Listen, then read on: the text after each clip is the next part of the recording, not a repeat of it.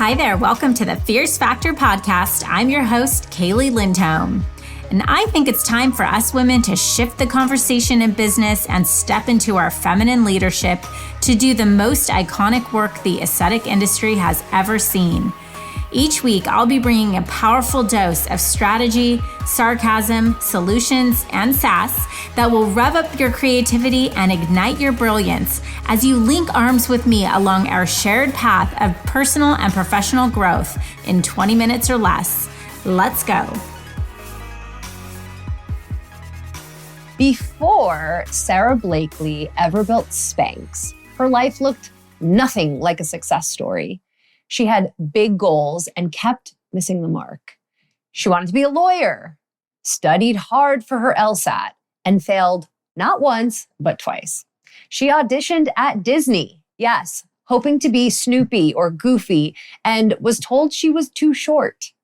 They offered her a role as a chipmunk instead. She turned them down. What she ended up doing for the next 7 years was selling fax machines door to door. Imagine that.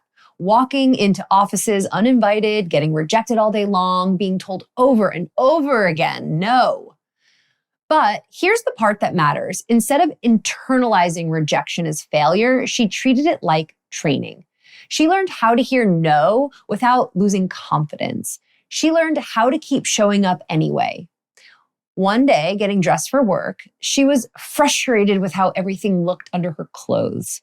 So she cut the feet off of a pair of pantyhose. That small, scrappy moment turned into an idea. But even then, the doors didn't magically open. Manufacturers laughed at her. Buyers dismissed her. She had no background in fashion, no investors, no roadmap, just belief and persistence.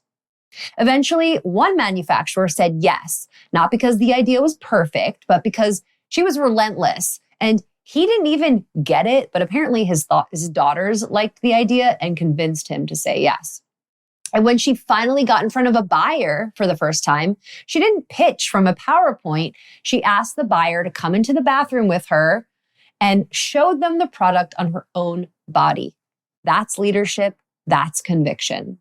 So all of you listening, I know you've had patients question your recommendations. You've had treatments you believed in that didn't take off right away.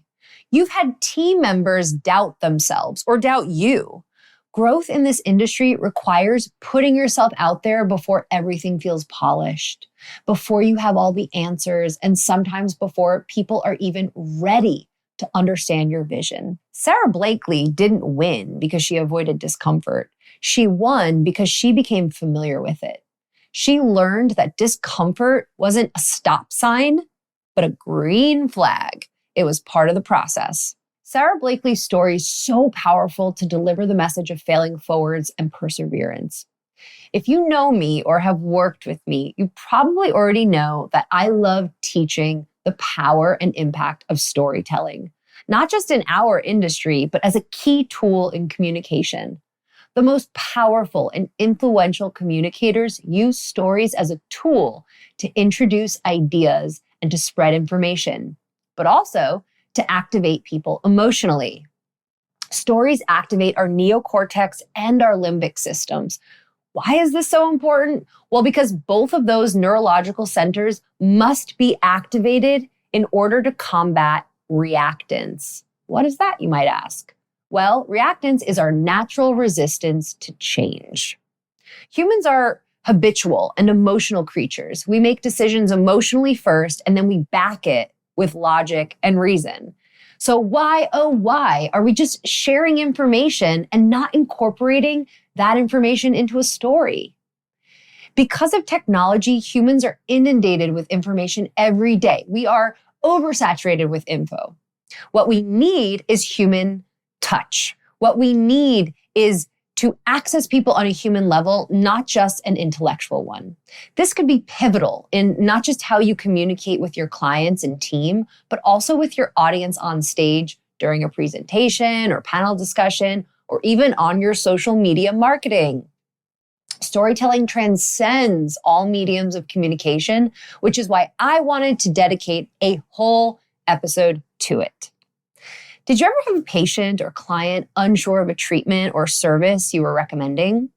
What if you shared a story about someone who is experiencing similar issues that had their life changed from this treatment? Do you have a team member or team members that are not confident or are scared to make a mistake? Well, what if you shared a story with them about a time when you felt insecure or scared to make a mistake and how you overcame that? Have you ever been on stage and asked to speak about something very clinical and dry? Well, what if you shared a story about one of your patients to give a life and a face to that information? Or even better, a story about yourself that is honest and vulnerable that your audience can relate to? Or what if on social media, instead of marketing the individual services that you offer like everyone else, what if you shared stories about the people whose lives were improved? So we gave our audience something to aspire to. Maybe you're already doing this in one capacity or another, or maybe your storytelling is very new and it's new to you and feels uncomfortable. Well, I'm here to help you strengthen your storytelling muscles. In my experience, there are 6 types of stories that women in our industry could use on multiple platforms, but also just to have available to them or in their back pocket if needed. 1, the origin story. The story of how your business came to exist and what it stands for. What does it stand against? Why? How was it birthed? The leadership story, your point of view and the standards as told during a time when you had to lead your team or anyone in your life through something impactful. Or how about a client identity story? Who clients become after working with you. This one is really exciting, and that's a tool that you can use in consultations, but also on stage, in trainings, or in social media. The crucible story, a defining belief or shifting moment. Often it's leading the listener through a challenging time. Or my favorite, a pie in the face story, a story of failure. This one is great for on stage training situations or even for a team member who needs to hear that even you were not always perfect.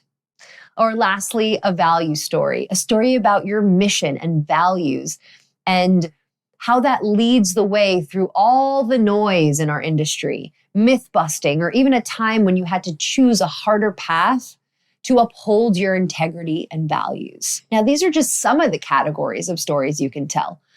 I love storytelling because it's an art, it's not a science, and we all have stories. I often work with clients who say to me, Krista, I want to tell stories, but I don't have any. Or I don't know how to shape this experience to be concise and impactful. That's where I come in. And I can help you shape and edit those experiences into short and digestible stories that have messages that align with what you are trying to communicate. It's a skill that anyone can learn and develop, but it does take some practice. The other part of storytelling is delivering your story in a connected and engaging way that keeps people listening and relating to you. And that can be learned as well, but it certainly takes practice. When I help coach people, delivery is a huge part of what we will practice together. Because the truth is, if you're not connected to the words you're speaking, and if you don't sound like you care, no one will either. If stories are something you'd like to integrate into your speeches, podcasts, social media posts, or even just in conversation with your patients and team, then I can help you identify the stories you'd like to tell and help you develop and deliver them in an engaging way. Stories are powerful tools that can really add to all of your impact in the world, and I'm so excited to hear yours. Listen, leader, if you're vibing with me here, hang tight because I have a brand new resource for you. You are a successful, confident, powerful woman who just isn't into being average. No, you have a calling, and part of that calling is requiring you to level up. And I know that if you're working across the next $1 million milestone in your business, you need to be in the right circles. And perhaps that's why you found us. I'd love to invite you to join The Blueprint, a weekly resource for inspired, provocative thinkers who are taking this conversation to the next level. Get access to free business tools, podcast supplements, guideposts, and direct communication with me and my expert team. And of course, a masterfully curated circle of women making big moves and disrupting the status quo in aesthetics and wellness. You can link directly through the show notes or head to klcconsultants.com/blueprint. It's time to elevate. See you there, goddess.